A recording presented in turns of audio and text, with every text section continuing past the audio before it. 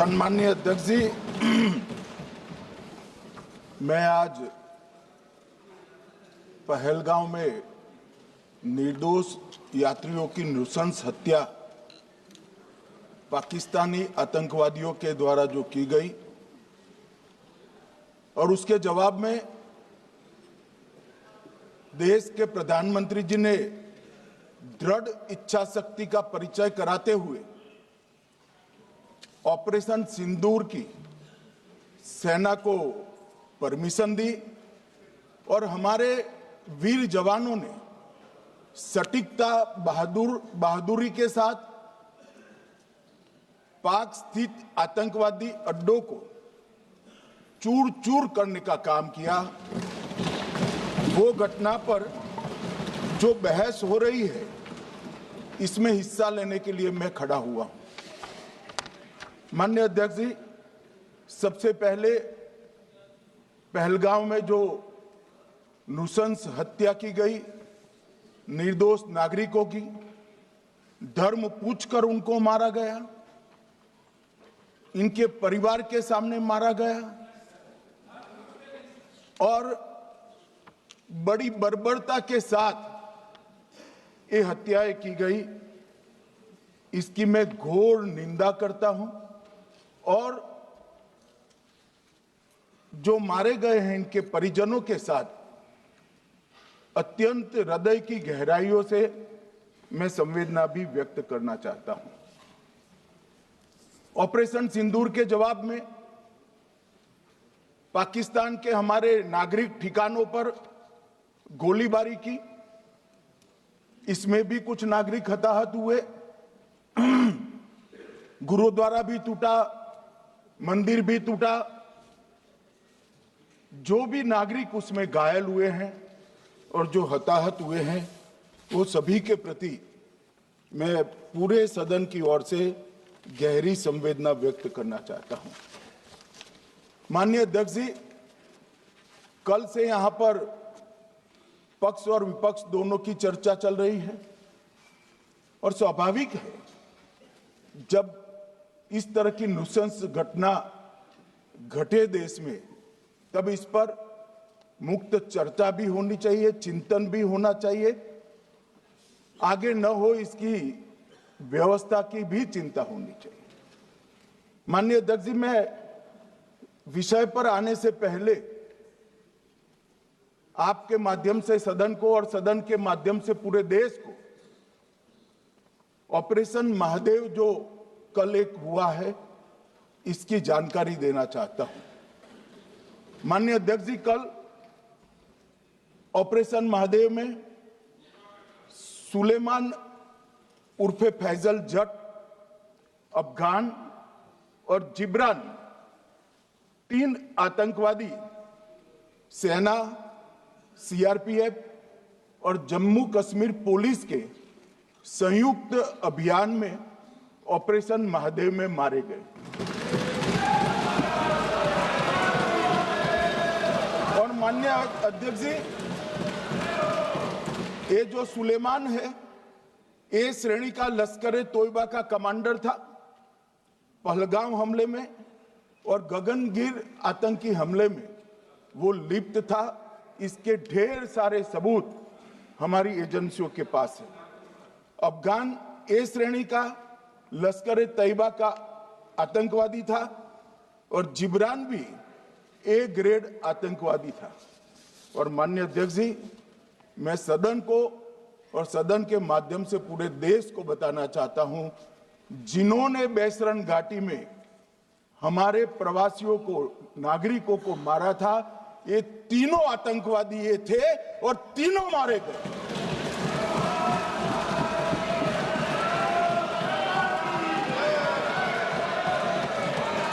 और मान्यवर, मैं आज इस सदन के माध्यम से सेना के पैरा 4, सीआरपीएफ के सारे जवान जो अभियान में शामिल थे और जम्मू कश्मीर पुलिस के जो जवान थे, वो सभी को सदन और पूरे देश की ओर से बहुत बहुत साधुवाद देना चाहता हूं। माननीय अध्यक्ष जी, मैं इस ऑपरेशन महादेव के बारे में थोड़ा डिटेल में बताना चाहूंगा। ऑपरेशन महादेव की शुरुआत 22 मई 2025 को, एक प्रकार से तो जिस दिन हत्या हुई थी उसी दिन रात को 22 मई 2025 को हुई। जिस दिन हत्या हुई थी उसी दिन रात को एक सुरक्षा मीटिंग की गई थी जम्मू कश्मीर में। ये पूछ रहे थे, कोई गए नहीं, सिर्फ राहुल गांधी गए। अब आपकी आंख कौन से चश्मे से देख रही है मुझे मालूम नहीं। माननीय अध्यक्ष जी, 1 बजे हमला हुआ, मैं 5:30 बजे श्रीनगर में उतर चुका था। माननीय अध्यक्ष जी, अरे सुनो सुनो, मैं बताता हूँ ना। 22 में सुनो ना प्लीज, धैर्य रखकर सुनो। हमने आपको नहीं टोका है, सुनना पड़ेगा भाई, ऐसे नहीं चलेगा। माननीय अध्यक्ष जी, नहीं, पर बैठे बैठे मत बोलिए आप भी। माननीय अध्यक्ष जी, 23 अप्रैल को टिप्पणी मत करिए। एक सुरक्षा मीटिंग की गई।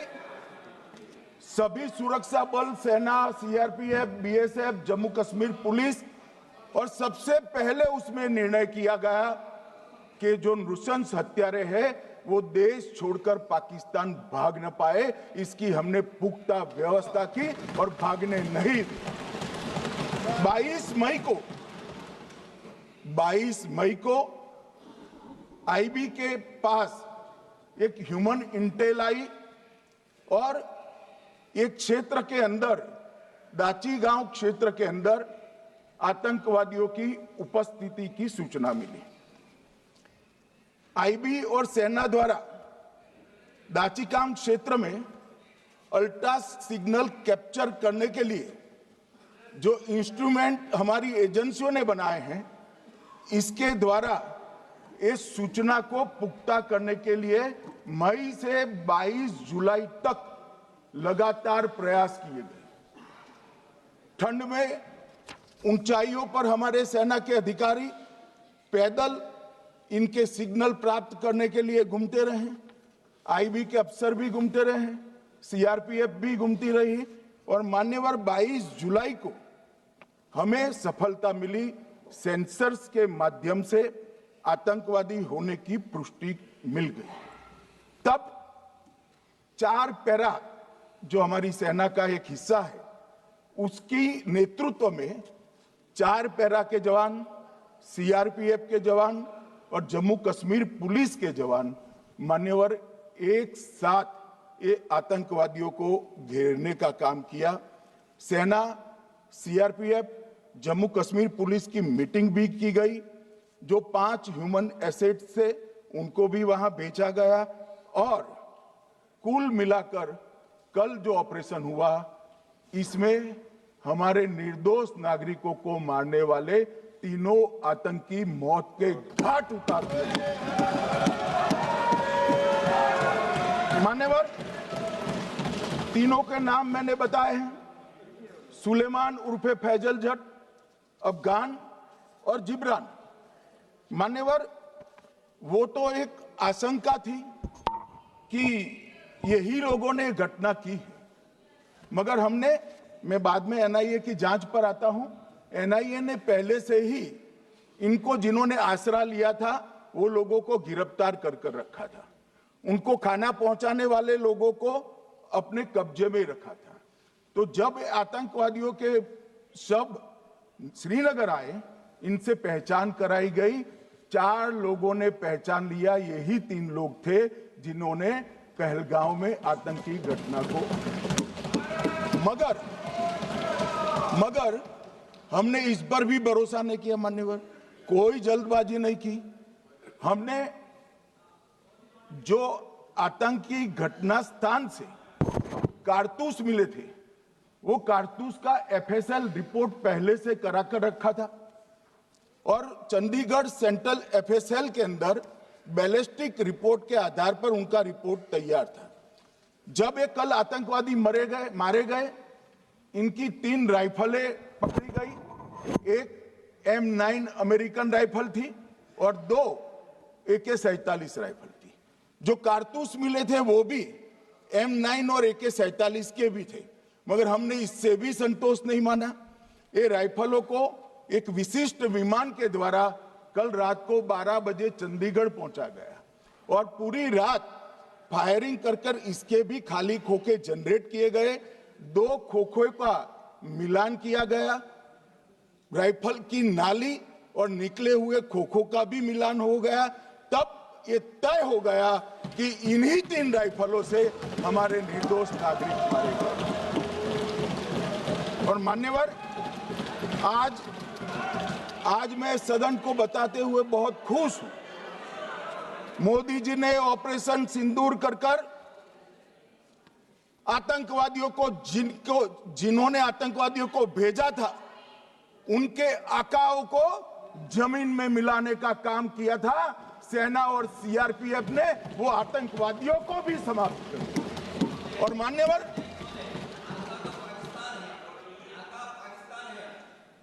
कौन पाकिस्तान से आपकी बात होती है क्या? अरे बैठ जाओ भाई।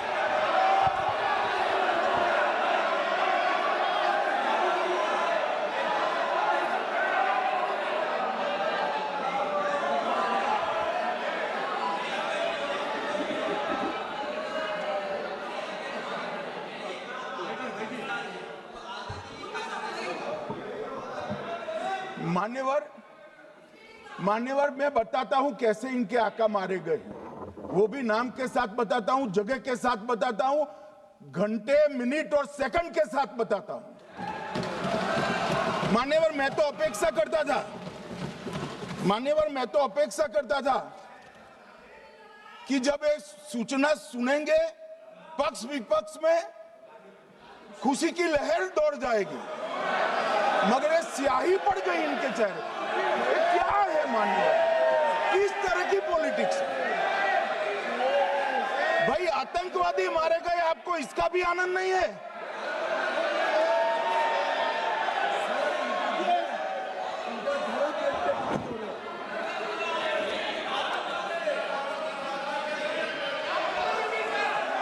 अखिलेश जी बैठ जाइए, मेरा पूरा जवाब सुनिए, आपका सब जवाब आ जाएगा। भाई, आप आतंकवादियों का धर्म देखकर दुखी मत होइए।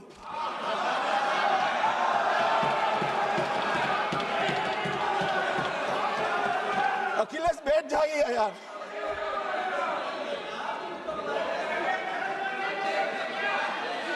अखिलेश जी बैठ जाइए। मान्यवर, किसी को संशय रखने की जरूरत नहीं है। बैलिस्टिक रिपोर्ट मेरे पास है, मेरे हाथ में है और 6 वैज्ञानिकों ने इसको क्रॉस चेक किया है। सुबह 4:46 पर फोन पर मुझे 6 ने वीडियो फोन पर कहा है कि 100% वही गोलियां हैं जो वहां चलाई। मान्यवर, ये हमारे देश की सेना, CRPF और जम्मू कश्मीर पुलिस, ये तीनों का एक साझा बहुत बड़ा कामयाबी है, जिस पर 140 करोड़ को नाज होना चाहिए, देश की जनता को नाज। मान्यवर, मैं तो गया था वहां पर जब ये घटना हुई। दूसरे दिन इनके परिजनों को मिला था। 6 दिन की शादी वाली बच्ची विधवा होकर मेरे सामने खड़ी थी। आज तक मैं वो दृश्य नहीं भूल सकता। मगर आज सारे परिजनों को मैं कहना चाहता हूं कि मोदी जी ने ऑपरेशन सिंदूर से भेजने वालों को भी मारा और हमारे सुरक्षा बलों ने जिनको भेजा था उनको भी मारा और एक ऐसा सबक सिखाया है कि आने वाले कई दिनों तक कोई ऐसी हिम्मत नहीं कर पाएगा। मान्यवर, मैं थोड़ा NIA की जांच के बारे में भी बताना चाहूंगा। मान्यवर, जिस दिन लश्कर-ए-तोयबा ने और इसके आउटफिट TRF ने इसकी जिम्मेदारी ली। उसी दिन हमने तय कर लिया था कि ये जांच NIA को सौंप दी जाएगी, क्योंकि NIA आतंकवाद के केसों की जांच के लिए, वैज्ञानिक तरीके से जांच करने के लिए और सजा कराने के लिए महारत हासिल की हुई विश्व मान्य एजेंसी है, जिसका सजा कराने का दर 96% से ज्यादा है। मान्यवर, हमने तुरंत ही इसकी जांच NIA को दे दी। हमने पूरी व्यवस्था की। सेना, BSF, CRPF और जम्मू कश्मीर पुलिस ने कि ये लोग देश छोड़कर भाग न जाए। और मान्यवर, इसकी जांच की शुरुआत हुई। एक थकाने वाली बहुत लंबी जांच हुई है। जांच के दौरान मृतक के परिजन जो साथ में थे, उनको सभी को चर्चा किए गया। पर्यटकों, खच्चर वालों, पोनी वालों, फोटोग्राफर, कर्मचारियों, विभिन्न दुकान में काम करने वाले लोगों, कुल मिलाकर 1055 लोगों की लंबी 3000 घंटे से ज्यादा पूछताछ इंफॉर्मेशन के लिए की गई और इस सबको वीडियो पर रिकॉर्ड कर दिया गया। और बाद में इसके आधार पर स्केच बनाया गया और ढूंढते 22/6/25 को एक बशीर की पहचान की गई और परवेज की पहचान की गई, जिन्होंने आतंकवादी घटना के अगले दिन आतंकवादियों को शरण दी थी। उनको अपने ढोक में रखा था। वो दोनों को गिरफ्तार कर लिया गया। अब वो हमारी कस्टडी में है। दोनों गिरफ्तार अपराधियों ने खुलासा किया कि 21/4/25 की रात को 8 बजे 3 आतंकवादी बेसरन से लगभग 2 किलोमीटर दूर स्थित परवेज ढोक में आए थे। आतंकवादियों के पास AK-47 और M9 कार्बाइन थी। जो 2 आतंकवादियों ने काली पोशाक पहनी थी और एक ने छद्म वेश किया था। खाना खाया, चाय पी और ढोक से निकलते वक्त कुछ खाना, नमक, मिर्च और मसाले लेकर वो चले गए। मान्यवर, उस वक्त हमने जिन खोखों को रिकवर किया था, इसको हमने चंडीगढ़ FSL में टेस्टिंग के लिए भेज दिया। और जब चंडीगढ़ FSL में टेस्टिंग के लिए भेजा गया तो वही राइफल से एप्को आतंकी हमला हुआ था, वो भी निश्चित हुआ। तो आज इसके साथ साथ दूसरे एप्को आतंकी हत्या को अंजाम देने वाले आतंकियों का भी इसके साथ ही समाप्ति हुई है, उनको मार दिया गया है। मान्यवर, और इसके बाद में स्केच बनाया गया। गिरफ्तार किए गए दोनों आरोपियों की माता जो थी, इन्होंने ये तीनों आतंकियों के मृतदेहों को पहचान लिया है। दोनों आतंकवादी घटना में साथ लेने वाले उनके साथियों ने भी पहचान लिया है और अब उसकी FSL की पुष्टि भी आज सुबह 4 बजे हो गई थी। अब मैं जांच का पूरा ब्यौरा बताना चाहता हूं। मान्यवर, ये हमले में 3 पाकिस्तानी आतंकवादी थे। हमले में 2 AK-47 और 1 M9 कार्बाइन का प्रयोग किया गया था।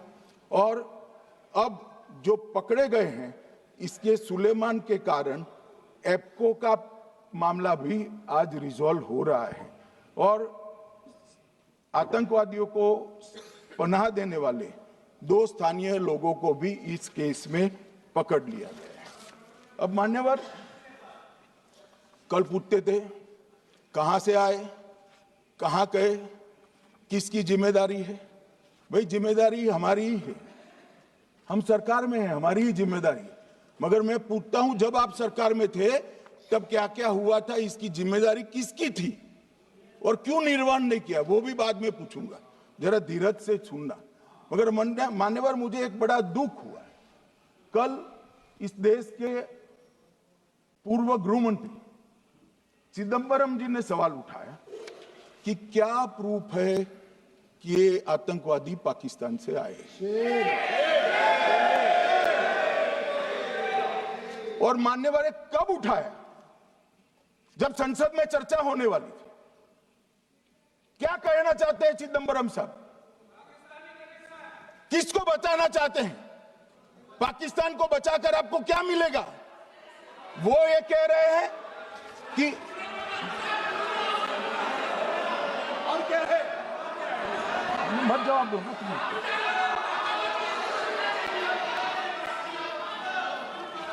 मान्यवर, हमारे पास, मैं आज चिदंबरम साहब को कहना चाहता हूं, मैं आज चिदंबरम साहब को आपके माध्यम से कहना चाहता हूं, हमारे पास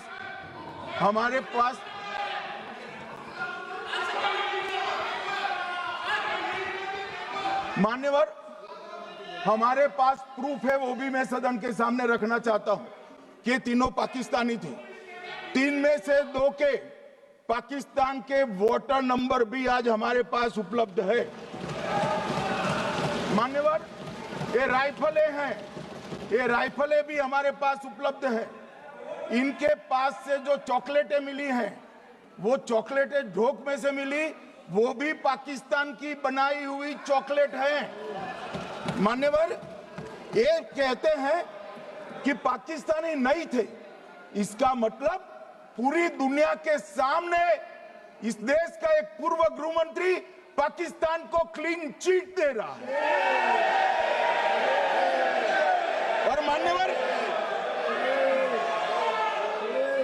और मान्यवर, वो पाकिस्तानी आतंकवादी नहीं थे, ऐसा बोलकर श्री चिदंबरम अगर पाकिस्तानी आतंकवादी नहीं थे तो पाकिस्तान पर हमला क्यों किया, वो भी सवाल खड़ा कर रहे हैं। मान्यवर, आज पूरी दुनिया ने हमारे संसद सदस्य गए थे, स्वीकारा था कि हमला पाकिस्तान ने किया है। और इस देश का गृह मंत्री जो कांग्रेस पार्टी से आता है, वो कहता है कि क्या सबूत है। अरे मुझसे मांगते, मैं दे देता, टीवी से मांगते हैं, पूरी दुनिया के सामने उजागर करते हैं, शख्स सुबह खड़ा करते हैं। पाकिस्तान को बचाने का इनका ये षड्यंत्र आज 130 करोड़ लोग जान रहे हैं। बच नहीं पाओगे आप लोग, बच नहीं पाओगे। मान्यवर,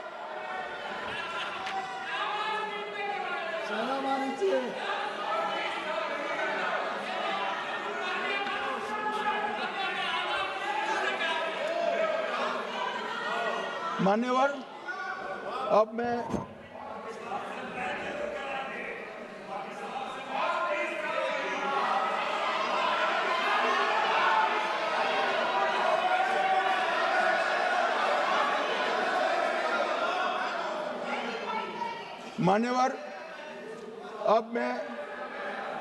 पहलगांव आतंकी हमला और ऑपरेशन सिंदूर, ये दोनों घटनाक्रम के लिए मान्यवर ये अभी से थक जाते हैं।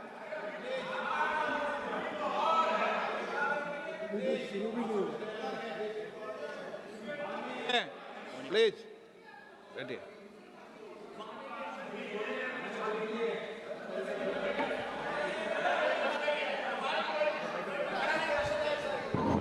मान्यवर, मैं आपके माध्यम से कहना चाहता हूं, थोड़ा धैर्य रखे भैया, अभी तो शुरू हुआ है, अभी तो शुरू हुआ है। मान्यवर,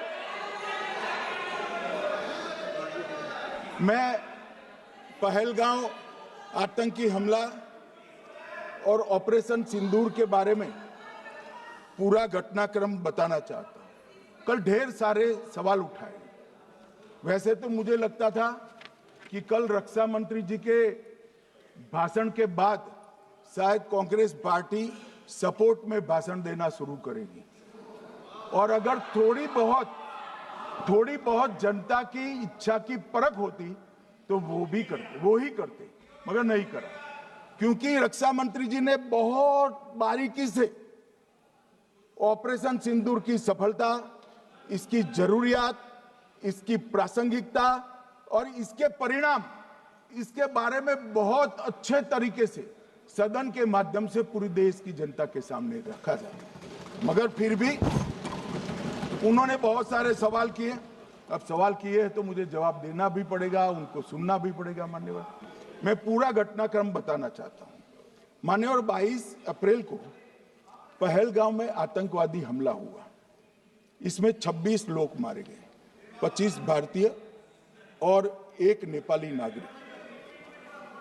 हमने उसी वक्त मैं श्रीनगर जाने के लिए निकल गया। रात को ही सुरक्षा बलों की मीटिंग कर ये भाग न पाए इसकी व्यवस्था की। माननीय मोदी जी ने 23 और 30 अप्रैल को सीसीएस की मीटिंग चेयर की।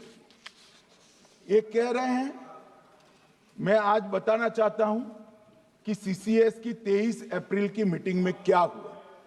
सबसे पहला कांग्रेस पार्टी का ब्लंडर था सिंधु जल संधि, इसको स्थगित करने का काम नरेंद्र मोदी जी ने किया। हमने अटारी के माध्यम से एकीकृत जांच चौकी जो चलती थी उसको बंद कर दिया।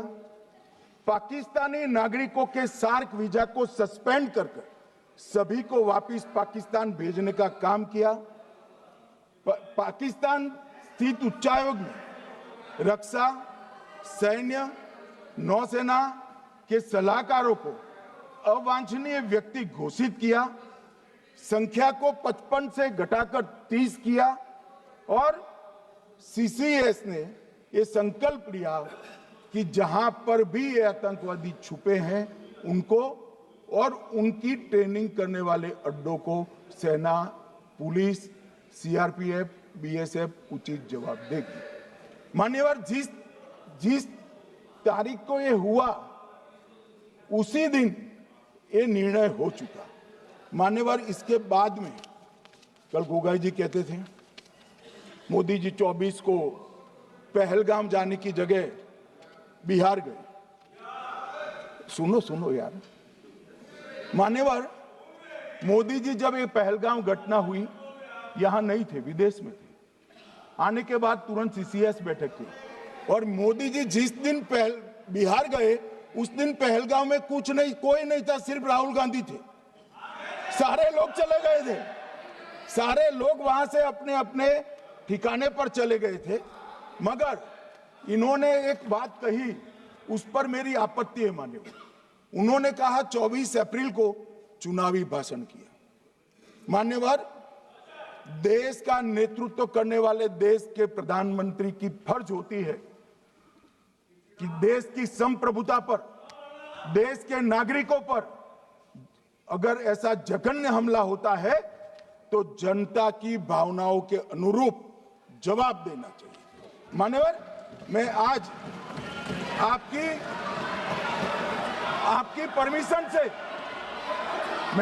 परमिशन से मोदी जी के बिहार भाषण के कुछ अंश पढ़ना चाहता हूं। कोट अनकोट है। 22 अप्रैल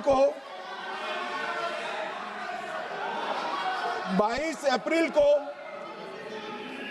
पहलगाम का यह हमला केवल निहत्थे पर्यटकों पर नहीं बल्कि पूरे भारत की आत्मा पर एक दुस्साहसपूर्ण प्रहार है। आतंकवाद के प्रति दृढ़ और कड़ा रुख, आतंकियों और इसके हमले की साजिश रखने वालों की कल्पना से भी बढ़कर उनको सजा दी जाए। मान्यवर, महत्वपूर्ण है आतंकियों और इसकी साजिश रचने वाले दोनों को। आतंकियों की बची खुची जमीन भी मिट्टी में मिलाने का समय आ गया है। 140 करोड़ भारतीय इस बात के लिए एकजुट है कि आतंक के आकाओं की कमर तोड़ दी जाएगी। भारत हरेक आतंकवादी और उनके समर्थकों की पहचान करेगा, उनका पता लगाएगा और उन्हें दंडित करेगा। आतंकवाद कभी भी भारत की आत्मा नहीं तोड़ पाएगा। न्याय सुनिश्चित करने का मैं हर संभव प्रयास करूंगा। अनकोट। अब इसमें किसी को चुनावी भाषण दिखाई पड़ता है तो उसकी समझ शक्ति पर बहुत सारे सवालिया निशान लग जाते हैं। ये चुनावी भाषण नहीं है।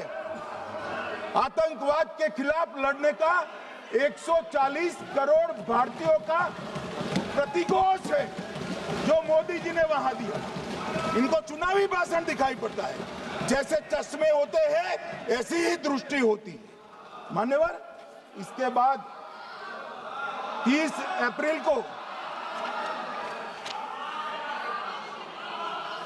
मान्यवर 30 अप्रैल को सीसीएस की बैठक हुई, पहले 23 को हुई थी। उसमें सशस्त्र बलों को पूर्ण ऑपरेशन की फ्रीडम दे दी गई।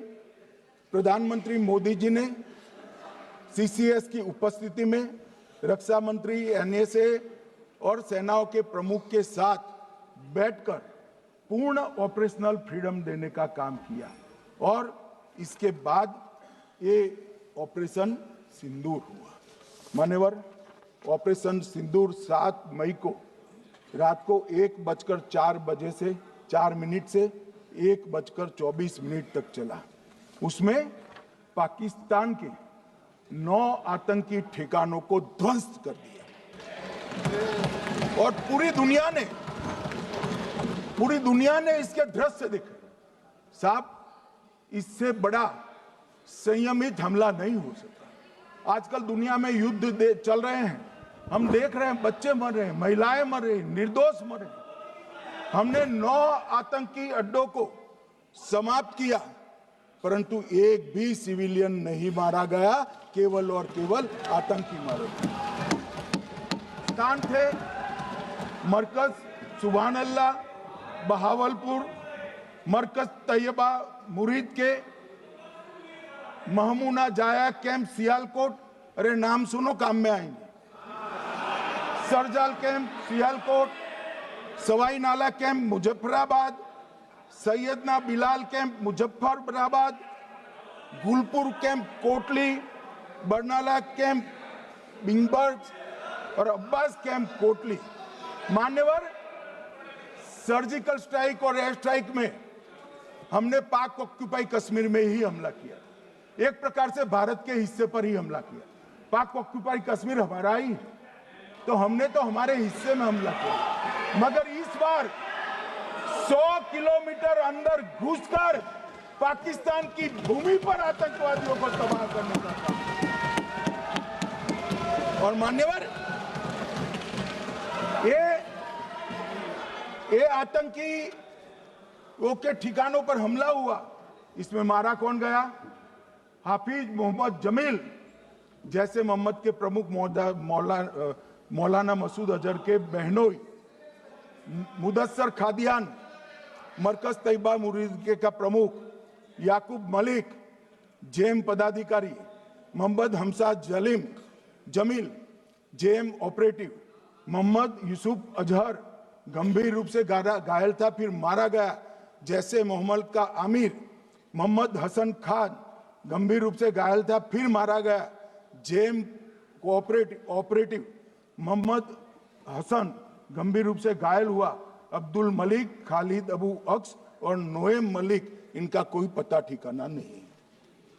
और मान्यवर, ये पूछते थे मुझे कल कि पहलगांव के दोषी कहां गए, वो पहलगांव के दोषी कहां गए? ये जो मैंने, अरे सुनो ना यार, ये जो 10 मैंने नाम पढ़े हैं, इसमें से 8 ये चिदंबरम एंड कंपनी के समय में आतंकवादी घटना घटाने वाले लोगों को नरेंद्र मोदी जी ने मारा। ये हमें पूछते हैं कहां गए? अरे भाई, आपके समय में जो छुप गए थे उनको चुन चुन कर हमारी सेना ने समाप्त कर दिया है। और ये 10 नहीं, कल राजनाथ जी घबराते बोले हैं, अब ऑथेंटिक शब्द का है, मैं बढ़ा नहीं सकता, मगर कम से कम 100 लोगों को हमारी सेना ने समाप्त, 100 से अधिक लोगों को हमारी सेना ने समाप्त करने का काम। मान्यवर, और इस पर भी गर्व नहीं कर सकते आप? इस पर भी गर्व नहीं कर सकते?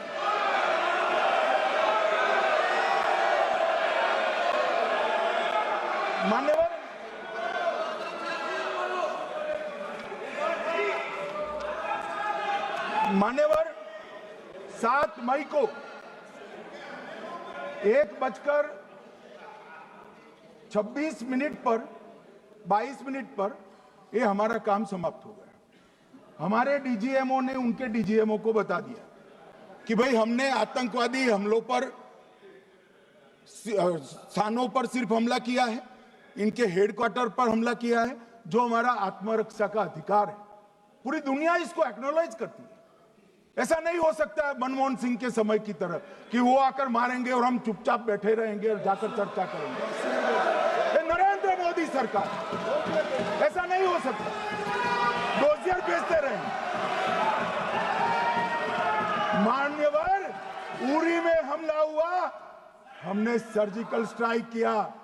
पहलगाम में हमला हुआ, एयर स्ट्राइक करा, और अरे पुलवामा में हुआ, एयर स्ट्राइक करा, और पहलगाम में हमला किया। 100 किलोमीटर अंदर जाकर 9 अड्डों और 100 से ज्यादा आतंकवादी को समाप्त। मान्यवर, अब देखें, हमने तो हमला किया था पाकिस्तान स्थित टेररिस्ट ठिकानों पर। अब पाकिस्तान से गलती हो गई। टेररिस्ट ठिकानों पर जो हमला किया था उसको वो अपने पर का हमला मान बैठे और पूरी दुनिया में कहते थे कि हमारा टेररिज्म से कोई लेन देन नहीं है। ये तो अब ऐसे ही ग्रुप करते हैं, हम तो विक्टिम है, जो मनमोहन सिंह ने सर्टिफाइड भी कर दिया था कि ये भी विक्टिम है। मान्यवर, मगर दूसरे दिन इनकी श्रद्धांजलि का कार्यक्रम हुआ और पाकिस्तान को मालूम नहीं पड़ा कि ये पूरी दुनिया देखेगी। सेना के आला अफसर उनके नमाजे जनाजा में उपस्थित हुए, उनके जनाजे को कंधा दिया और ये सारे आतंकवादियों के जनाजे के जुलूस के अंदर पाकिस्तानी सेना, इनके अफसर, आईएसआई के अफसर, वहां की पुलिस के अफसर अश्रुभीनी आंख के साथ जुड़े थे। और मान्यवर, ये सिंदूर ने पाकिस्तान को पूरी दुनिया में एक्सपोज कर दिया कि पाकिस्तान के अंदर टेररिज्म स्टेट स्पॉन्सर्ड टेररिज्म है।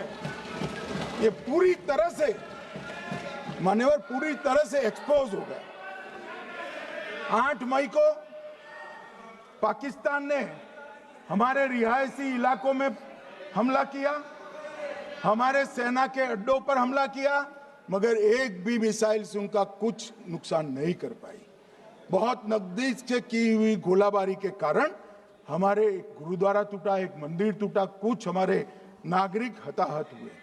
और दूसरे दिन 9 मई को मोदी जी ने सेना को हुक्म दिया, एक मीटिंग करी, राजनाथ जी, मोदी जी, एनएसए, सेना के सारे अध्यक्ष, और जवाब देने का तय किया और उनके 11 एयरबेस को क्षतिग्रस्त करने का काम किया।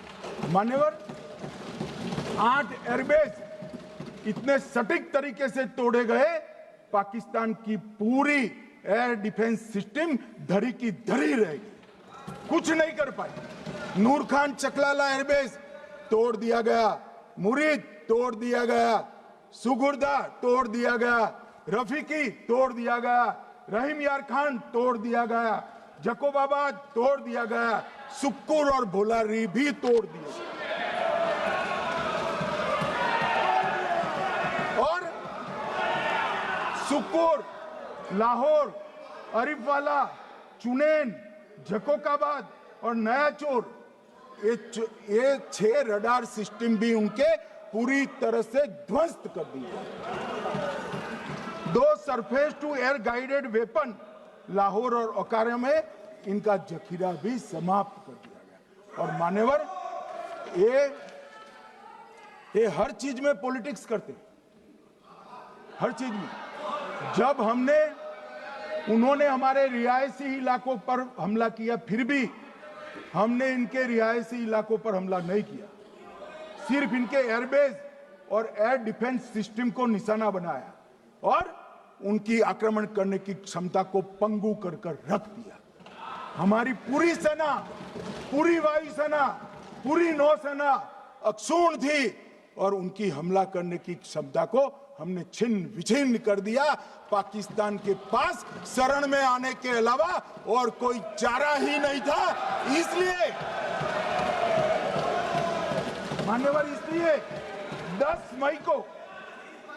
मई को डीजीएमओ ने, पाकिस्तान के डीजीएमओ ने भारत के डीजीएमओ को फोन किया और 5 बजे हमने इस संघर्ष को विराम किया। अब मान्यवर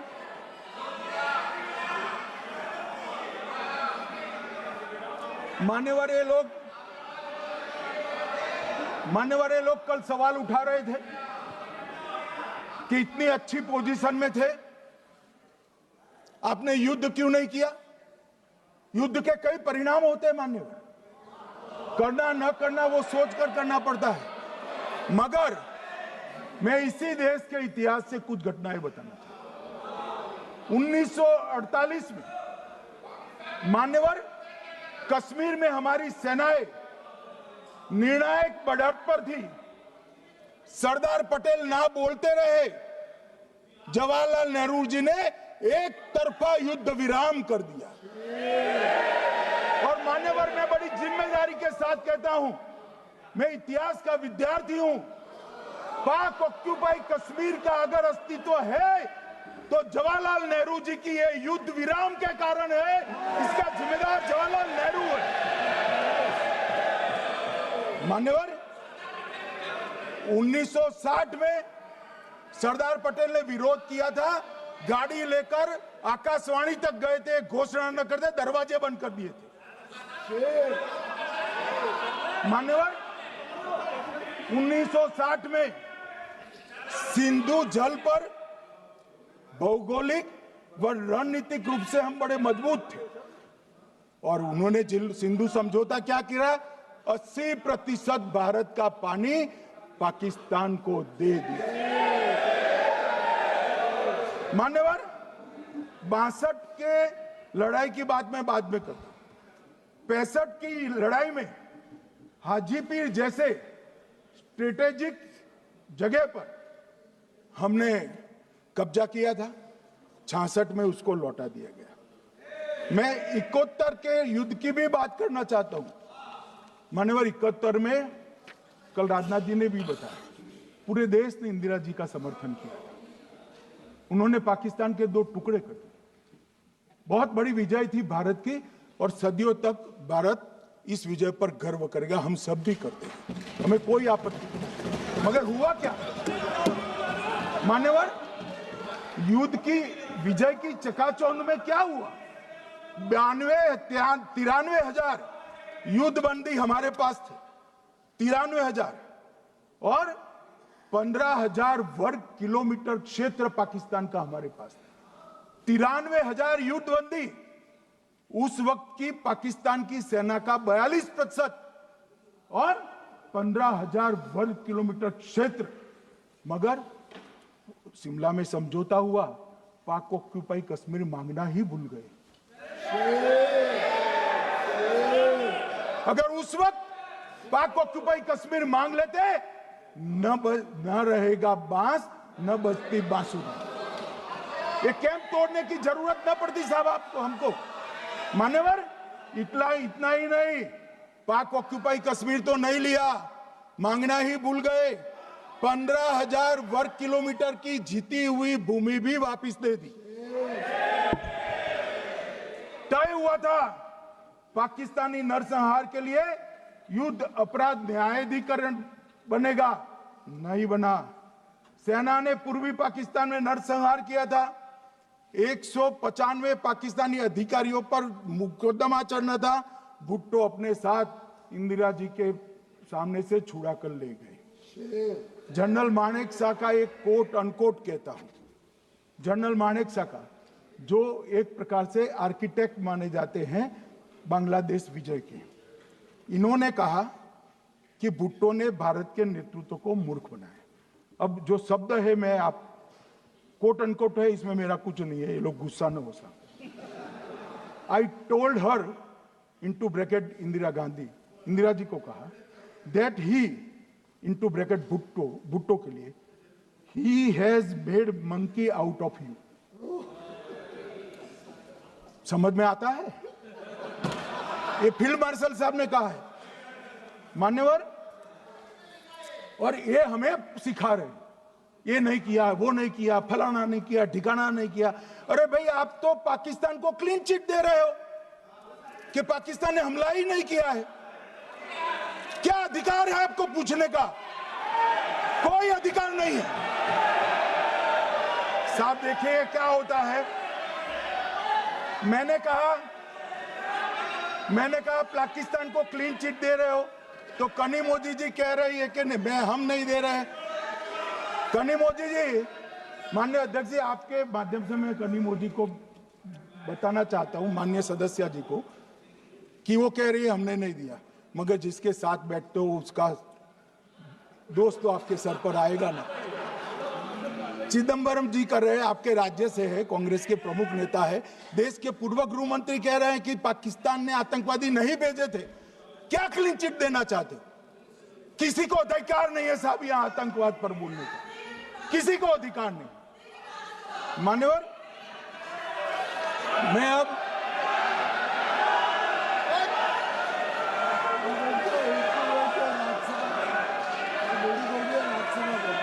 मान्यवर, मैं उनको बताना चाहता हूं, अभी आधा भी नहीं हुआ है, जरा सुनो।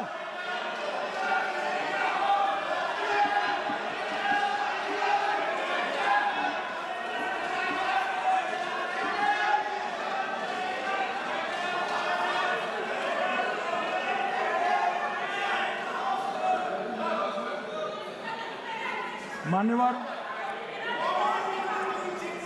62 के चिन्ह में क्या हुआ, 62 के युद्ध में क्या हुआ? मान्य, ये अभी कल कुछ कांग्रेस के सदस्य चीन का सवाल पूछ रहे थे। मैं आज पूछना चाहता हूं, 62 के युद्ध में क्या हुआ? 38,000 वर्ग मीटर, पूरा सदन ध्यान से सुने, 38,000 वर्ग मीटर अक्साई चीन का हिस्सा चीन को दे दिया गया। और वर्ग किलोमीटर ही बोला, वर्ग किलोमीटर। और मान्यवर, ऐसी ही चर्चा उस वक्त सदन में हुई। मैं तो बड़ी गंभीरता से जवाब दे रहा हूं, मुझे बोलने नहीं देते। जवाहरलाल नेहरू जी ने क्या कहा? वहां घास का एक तिनका भी नहीं उगता है, वो जगह को क्या करे। तो एक संसद सदस्य ने, नेहरू जी का सर मेरे जैसा था, महावीर प्रसाद त्यागी जी ने कहा कि आपके सर पर भी एक बाल नहीं, वो चीन बेच दे क्या? मान्यवर इस तरह से जवाब देते थे, नॉन सीरियस टाइप के जवाब। और कल गोगोई जी बड़ा बड़ा उछल कर बोल रहे थे। अरे गोगोई जी, आपको मालूम है उन्होंने चीन के बारे में, आसाम के बारे में क्या क्या था? आसाम को आकाशवाणी पर बाय बाय कह दिया था। रिकॉर्डिंग है, रिकॉर्डिंग है।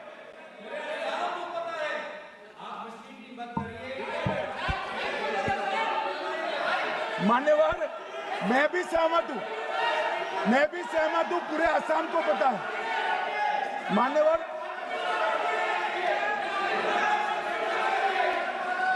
मान्यवर,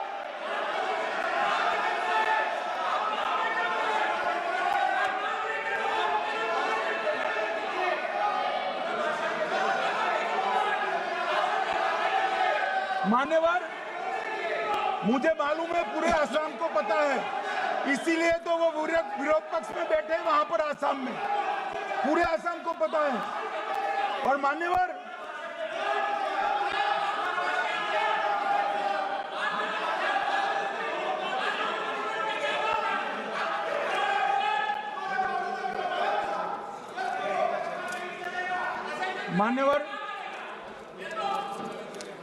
मान्यवर, जोर से बोलने से सत्य को छिपाया नहीं जा सकता।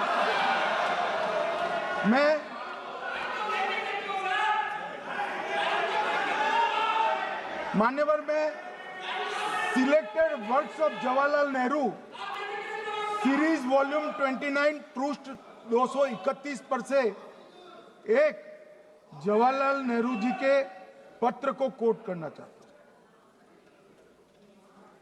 अनौपचारिक रूप से संयुक्त राज्य अमेरिका ने ये सुझाव दिया कि चीन को संयुक्त राष्ट्र में तो ले लिया जाए, मगर सुरक्षा परिषद को नहीं। सुरक्षा परिषद में भारत को लेना चाहिए। ये अमेरिका का प्रस्ताव था। नेहरू जी ने कहा हम इसे स्वीकार नहीं करते क्योंकि इससे चीन के साथ हमारे संबंध खराब होंगे और चीन जैसे महान देश को बुरा लगेगा। मान्यवर, आज चीन सुरक्षा परिषद में है और भारत बाहर है। मोदी जी प्रयास करें अंदर ले जाने का। इसका कारण जवाहरलाल नेहरू का ये स्टैंड है।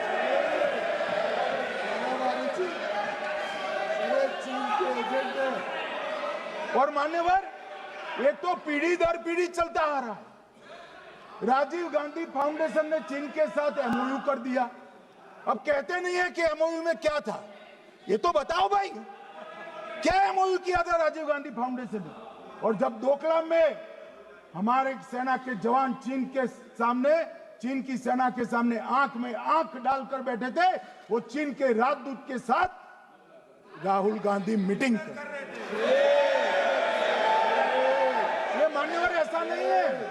जवाहरलाल नेहरू, सोनिया गांधी, राहुल गांधी, तीन पीढ़ी तक के चीन का प्रेम उतरता जा रहा है। मान्यवर,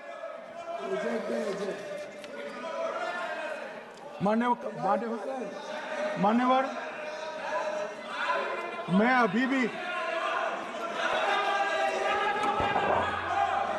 अभी भी एक बात इस महान सदन के माध्यम से देश की जनता को कहना चाहता हूं, जो मेरी मान्यता है। ये सारी आतंकवाद की जड़ पाकिस्तान है और पाकिस्तान कांग्रेस पार्टी की भूल है। पार्टीशन स्वीकार न करते पाकिस्तान कभी न होता। इन्होंने पार्टीशन को स्वीकार कर देश को तोड़ा है। मान्यवर, कल विदेश मंत्री जी बता रहे थे शर्म अल शेख सम्मेलन का बलूचिस्तान ब्लंडर, जिसने पाकिस्तान को हमारे साथ चर्चा करने के लिए इक्वल फुटिंग पर ला दिया। मान्यवर, अब ये टेररिज्म की बात करते हैं। मैं इसमें भी पूरे देश की जनता को टेररिज्म की विगत 20 साल की स्थिति से अवगत कराना चाहता हूं। मान्यवर, अटल जी की सरकार थी। 2002 में टेररिज्म को समाप्त करने के लिए अटल जी की सरकार, एनडीए की सरकार, भाजपा सरकार पोटा का कानून लेकर आई। मान्यवर, मैं सदन को याद कराना चाहता हूं, पोटा कानून का विरोध किसने किया था? किसने किया? कांग्रेस पार्टी ने किया। हमारे पास बहुमत नहीं था राज्यसभा में। मजबूरन हमने कानून को गिर गया, मजबूरन संयुक्त सत्र बुलाना पड़ा और पोटा कानून संयुक्त सत्र में पारित हुआ। देश नहीं भूल सकता मान्यवर। और पोटा कानून को रोककर आज भी कांग्रेस पार्टी के नेता जब बोले तब कहे, पोटा कानून को रोककर किसको बताना चाहते थे आप? किसको बचाना चाहते थे? पोटा तो आतंकवादियों के खिलाफ था। पोटा को रोककर अपनी वोट बैंक का उल्लू सीधा करने के लिए आप आतंकवादियों को बचाना चाहते। और मान्यवर, 2004 में अटल जी की सरकार गई, मनमोहन सिंह, सोनिया गांधी की सरकार आई। आते ही पहला काम क्या किया मान्यवर? पहली ही कैबिनेट में पोटा कानून को रद्द कर दिया। मैं फिर से पूछता हूं, किसके फायदे के लिए कांग्रेस पार्टी ने पोटा कानून रद्द किया? जवाब दीजिए जरा यहां पर। और मान्यवर, इसके बाद क्या हुआ? 2004 के दिसंबर में पोटा कानून रद्द हुआ। 2005 में अयोध्या में रामलल्ला के टेंट पर हमला हुआ, आतंकवादी मारे गए। मुंबई लोकल ट्रेन 2005 में रामलल्ला पर हमला, 6 में मुंबई ट्रेन में बम धमाके, 187 लोग मारे गए। 2006 डोडा उधमपुर में हिंदुओं पर हमला, 34 लोग मारे गए। 2007 हैदराबाद 44 लोग मारे गए। 2007 यूपी लखनऊ वाराणसी 13 लोग मारे गए। रामपुर सीआरपीएफ कैंप वहां पर हमला हुआ 2008 में। 2008 में श्रीनगर के आर्मी के काफिले पर हमला हुआ, 10 सुरक्षा बल मारे गए। मुंबई आतंकी हमला 2008 में हुआ, 246 लोग मारे गए। जयपुर में 8 बम धमाके हुए, 64 लोग मारे गए। 2008 में अहमदाबाद में 21 बम धमाके हुए, 57 लोग मारे गए। दिल्ली में 2008 में 5 धमाके हुए, 22 लोग मारे गए। और पुणे की जर्मन बेकरी 17 लोग मारे गए। वाराणसी में 10 में धमाका हुआ, 11 में मुंबई में 3 धमाके हुए, 27 लोग मारे गए। अब मैं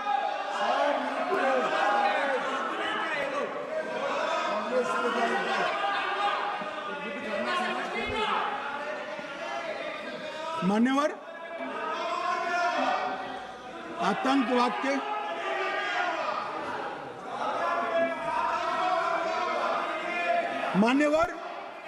आतंकवाद के खिलाफ लड़ाई होती, कभी वो हमला करते हैं, मगर सवाल ये है कि इन्होंने 5 से 11 के बीच में 27 जघन्य हमले किए, 1000 के करीब करीब लोग मारे गए।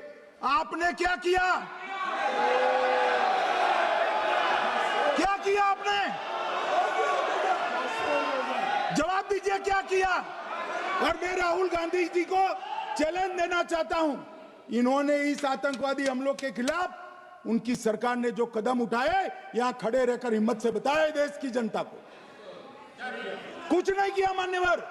ये यहां से आतंकवादियों की फोटो पाकिस्तान भेजते रहे, डोजियर भेजते रहे। और मान्यवर ये कहते हैं कि आपके समय में भी हमले हुए। मैं उनको अंतर समझाना चाहता हूं, वो देख नहीं पा रहे। मान्यवर, हमारे समय में जो भी आतंकवादी घटना हुई, पाक प्रेरित और कश्मीर सेंट्रिक हुई।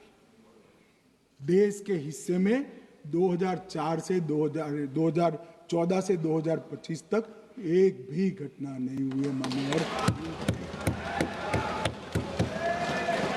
ये नरेंद्र मोदी सरकार है मान्यवर। और कश्मीर में भी आज स्थिति ऐसी हुई है, उनको पाकिस्तान से आतंकवादी भेजने पड़ते हैं। कश्मीर में आतंकवादी अब हमारे नहीं बनते हैं मान्यवर। और मैं सलमान खुर्शीद जी को भी याद करना चाहता हूं। एक बार मैंने बड़े सवेरे में नाश्ता करता था, टीवी पर उनको रोते हुए देखा। मुझे लगा क्या हुआ, कोई बड़ी घटना हो गई। तो रोते रोते वो श्रीमती सोनिया गांधी के घर से बाहर आ गए कि बाटला हाउस की घटना देखकर सोनिया जी फूट फूट कर रो पड़ी। अरे रोना था तो शहीद मोहन शर्मा के लिए रोते, बाटला हाउस के आतंकवादियों के लिए रोना आता है। और मान्यवर ये हमें पूछते हैं कि आपने क्या किया। कोई अधिकार नहीं है पूछने का, कोई अधिकार नहीं है मान्यवर। और ये हमें पूछते थे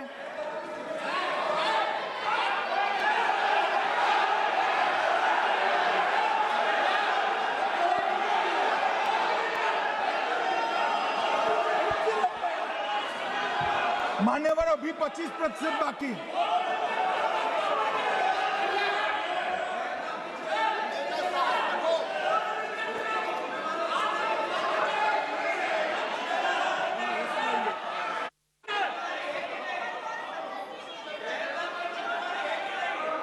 बैठिए, जवाब दे रहे हैं ना आपका, जवाब दे रहे हैं आपका।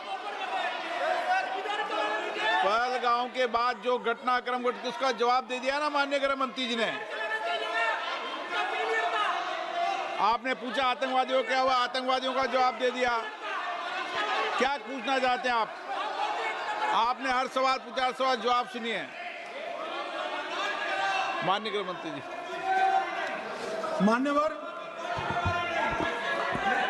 मान्यवर, इन लोगों को कल ऐसा था कि ये जो बेसरन के गुनेगार है वो पाकिस्तान भाग गए, तो बड़े आवाज से पूछते थे भाग गए भाग गए भाग गए, गृह मंत्री क्या करता है, जिम्मेदारी ले।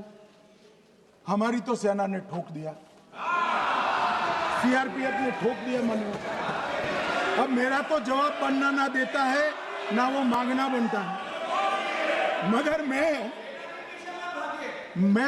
मैं उनको कुछ पूछना चाहता हूं।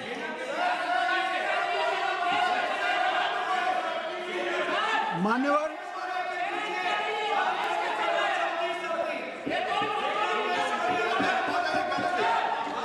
प्लीज, मारेगी तो सेना ही ना, सेना अब ऐसे भी मारेगी ना,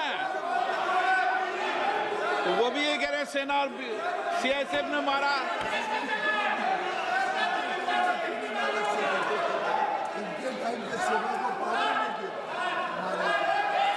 मान्यवर ये कहते हैं, साहब इसको बिठाओ जरा।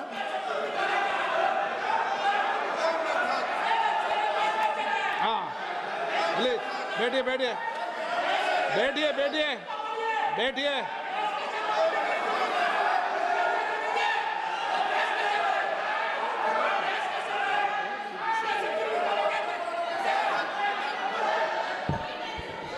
सबको मान्यवर, ये लोग मुद्दा उठाना चाहते हैं तो जरूर उठाए। मैं आज सुबह ही सलमान खुर्शीद जी का वो इंटरव्यू मेरे मोबाइल में रिजर्व कर आया हूं।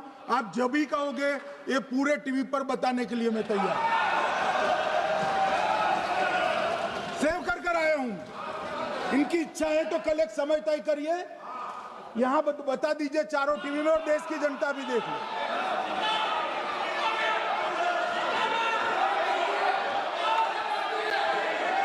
मान्यवर कह रहे हैं बताओ, आप बताओ, बताना है या नहीं बताना, ले पूछो ना उनको। प्लीज प्लीज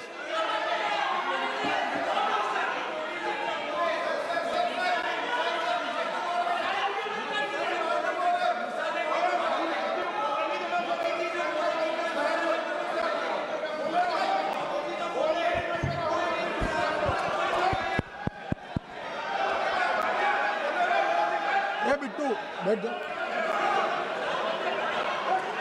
मान्यवर ये पूछ रहे थे कि क्यों भाग गए।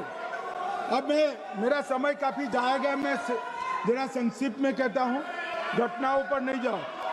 दाऊद इब्राहिम कासकर 1986 में भागा, श्री राजीव गांधी की सरकार। सैयद सलाउद्दीन 93 में भागा, कांग्रेस की सरकार। टाइगर मेमन 93 में भागा, कांग्रेस की सरकार। अनीस इब्राहिम कासकर 93 में भागा, इनकी सरकार। रियाज भटकल 2007 में भागा, इनकी सरकार। इकबाल भटकर 2010 में भागा, इनकी सरकार। मिर्जा सादाब बेग 2009 में भागा, इनकी सरकार। अब मान्यवर मेरा तो जवाब मांग लिया, हमारे सुरक्षा बलों ने मेरा जवाब भी दे दिया, अब राहुल गांधी इसका जवाब दे।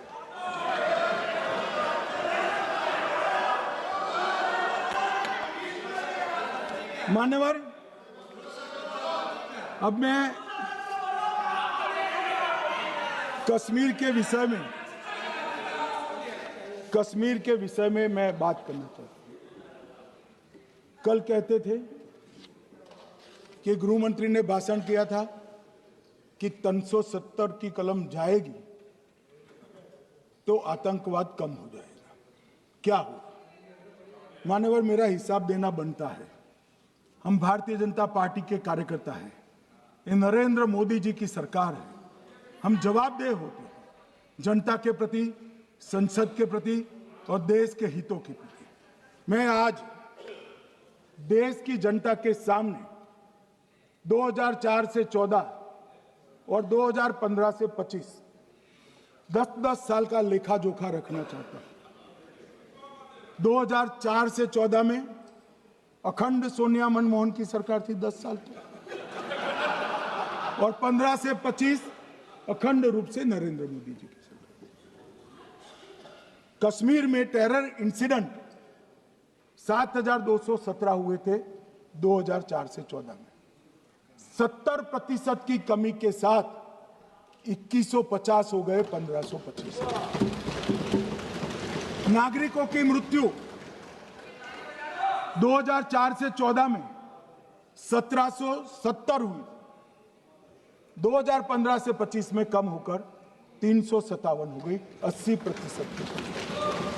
सिक्योरिटी फोर्सेस की मृत्यु 1060 हो गई उस वक्त, और हमारे समय में 542 हुई, और टेररिस्टों की मृत्यु में 123% की वृद्धि हुई। ये हमें पूछ रहे हैं क्या हुआ? आंकड़े से भाग नहीं सकते भाई, आंकड़े से भाग नहीं सकते। और अब मैं कहता हूं कि धारा 370 ने कश्मीर में आतंकवादी इकोसिस्टम को नष्ट कर दिया है, जिस धारा 370 को आपने इतने साल तक बचा कर। हमने जीरो टेरर प्लान बनाया है, एरिया डोमिनेशन प्लान बनाया है, मल्टी लेवल डिप्लॉयमेंट किया है, सुरक्षा जेलें बनाई हैं, 98% ट्रायल अब वीडियो पर हो रहे हैं। हमने संचार साधन बसाए हैं और 702 फोन विक्रेता जेल में डाले, 2667 सिम कार्ड बन गए। हमने एक जमाना था साहब 10-10 हजार लोगों के जनाजे निकलते थे, पूरे देश ने घटनाएं देखी होगी, बुरहान वानी मर गए, फला मर गए, ढिका मर गए, 10-10 हजार। अब जो मारा जाता है उसको वही दफना दिया जाता है। किसी भी आतंकवादी को उसका महिमा मंडन करने के लिए जनाजे की इजाजत नरेंद्र मोदी के शासन में नहीं। मान्यवर, आतंकवादियों के सगे वाले और समर्थक चुन चुन कर हमने नौकरियों से निकाले, पासपोर्ट रद्द कर दिए हैं, गवर्नमेंट कॉन्ट्रैक्ट रद्द कर दिए हैं, 75 से ज्यादा आतंकी समर्थकों को कोर्ट से ऑर्डर लेकर सरकार से बर्खास्त कर दिया गया है।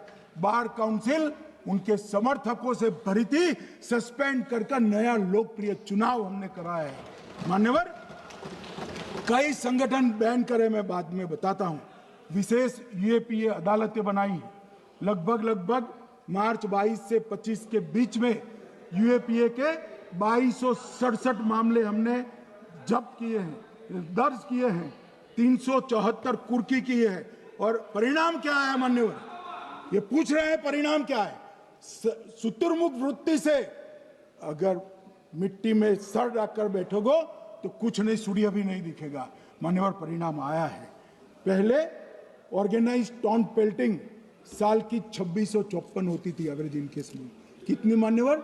2654 पथराव होते हैं, 2024 में 0 हो गए।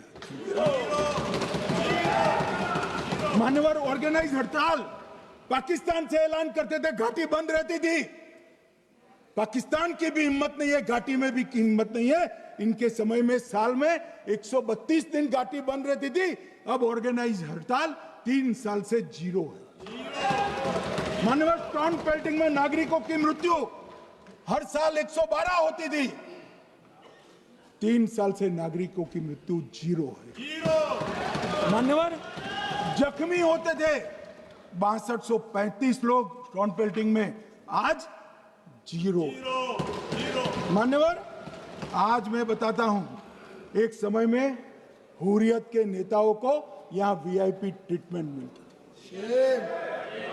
हुर्रियत के साथ चर्चा करते थे, और ये हुर्रियत वाले आते थे, रेड कारपेट पूरा रोड खाली कर सीधा आता था, और मनमोहन सरकार के दूत इनके साथ चर्चा करते थे। सारे हुर्रियत के कंपोनेंट हमने बैन कर दिए हैं, सारे जेल की सलाखों के पीछे। हम कोई हुर्रियत से बात करना नहीं चाहते। मैं सदन में नरेंद्र मोदी जी की नीति दोहराना चाहता हूं। हुर्रियत टेररिस्ट संगठनों के आउटफिट है, हम इनसे बात नहीं करेंगे। हम अगर किसी से बात करेंगे तो घाटी के युवाओं के साथ बात करेंगे, हुर्रियत के साथ बात। मान्यवर, चुनाव के दौरान डर का माहौल होता था, अब 98.3% मतदान हुआ पंचायत चुनाव। कांग्रेस की बंद बहिष्कार का समय बंद हो गया। सेपरेटिस्ट बात करना चाहते थे, अब वो नहीं कर सकते। और मान्यवर, 2019 के बाद हमने कितने संगठन बैन करे, मैं बोलना चाहता हूं, थोड़ा समय चाहिएगा मान्यवर। The TRF, people's anti fascist front, Tehreek ul Mujahideen, Jamaat ul Mujahideen Bangladesh Hindustan, Jammu Kashmir Ghaznavi force, Khalistan tiger force, Hizb ut Tahrir, जमाते इस्लामी, जो जमाते इस्लामी ने पूरे पाकिस्तान के अंदर एक प्रकार से अलगाववाद का जहर घोला, वो जमाते इस्लामी आज बंद कर दिया गया। Jammu Kashmir liberation front, Jammu Kashmir democratic freedom party, Muslim league Jammu Kashmir, Tehreek Hurriyat, Muslim conference Sumji गुट, Jammu Kashmir national front, Jammu Kashmir peoples freedom league, Jammu Kashmir peoples league, Jammu Kashmir Ittehadul Musalman Awami action committee, Sikhs for justice और पॉपुलर फ्रंट ऑफ इंडिया को भी हमने बैन किया। और ये शांति ऐसे नहीं हुई है। और ये कहते हैं कि एक भी घुसपैठ नहीं होती है। कभी गए हो आप पाकिस्तान? तो कई बार गए हो गोगैया, सीमा पर गए हो? पाकिस्तान तो कई बार गए हो, फिर से बोलता हूं, सीमा पर गए हो, सीमा के माध्यम से पाकिस्तान गए हो? हमारे जवानों की कठिनाई देखो साहब, -43 डिग्री में पहाड़ पर रहकर नदी नालों के बीच में चौकी करते हैं। कोई घुस गया तो क्या हुआ? कोई घुस गया, वो बचेगा नहीं। यहां हम उसको या तो अरेस्ट करेंगे या तो एनकाउंटर में वो मारा जाएगा, बचेगा कोई नहीं। इनको सीमा की भौगोलिक कठिनाइयां मालूम नहीं। वहां मान्यवर कई नदी नाले हैं, वेग से पानी आता है, -46 डिग्री टेम्परेचर है, नीचे सुरंगें बनाते हैं। और ये तो ऐसे कह रहे हैं घुस गए। अरे भाई, आपके मन में तो, आपके समय में तो घुसने की जरूरत ही नहीं थी। आप बुलाते थे वीजा देकर, क्यों घुसेंगे? घुसने की जरूरत ही नहीं। जैसे आप पाकिस्तान जाते हो वैसे वो यहाँ आते। मान्यवर, अब ये कैसे हमें पूछ सकते हैं? मान्यवर,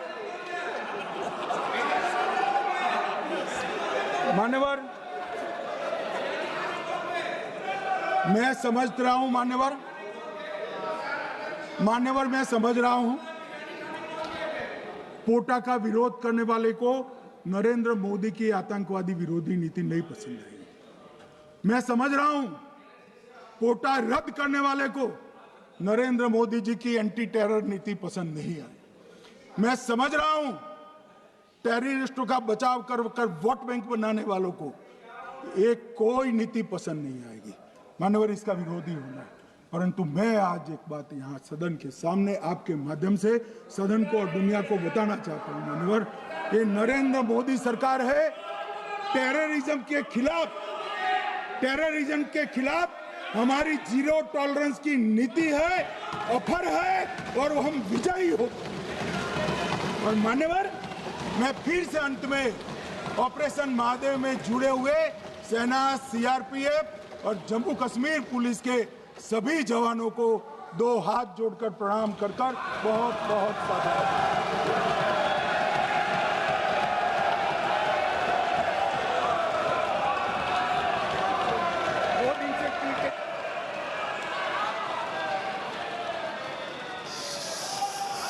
श्रीमती के कनमोजी, आप उसके बाद।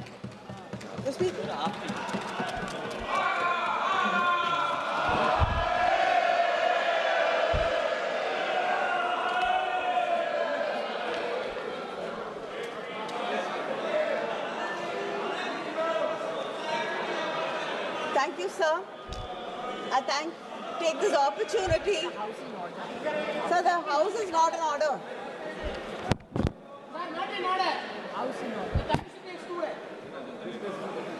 हो जाएगा प्लीज अपनी अपनी सीट पे बैठिए प्लीज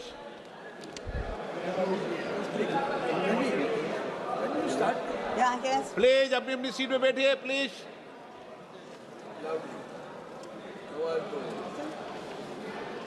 Thank you, sir.